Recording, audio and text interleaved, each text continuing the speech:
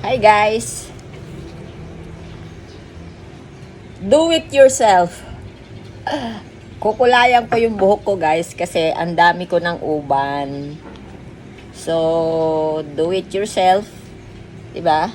Ayaw kong pumunta sa parlor.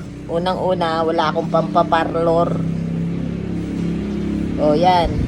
Kasi sabi dun sa patalastas sa TikTok, ikaw, ganun-ganun mo lang daw, o ganun-ganun, ganun-ganun. Tingnan ko nga kung okay sa buhok ko.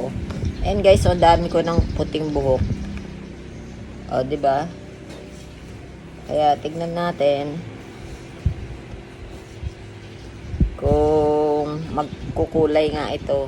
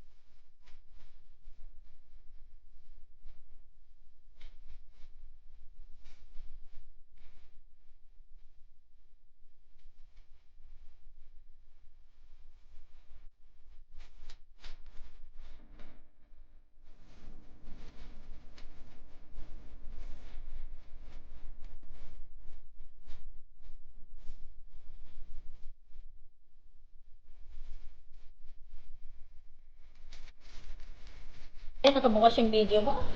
Oo nga pala. Ano ba yun? Ay, nako, na-edit ko naman dun. Ayan guys, mamaya pakita ko sa inyo yung result.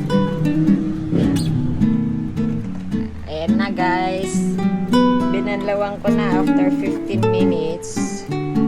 So, ano ba ang result? Ano ang tingin nyo? Ganda ba? Para siyang golden brown. Medyo basa-basa pa. Pero pwede na. Pwede na hindi pwede.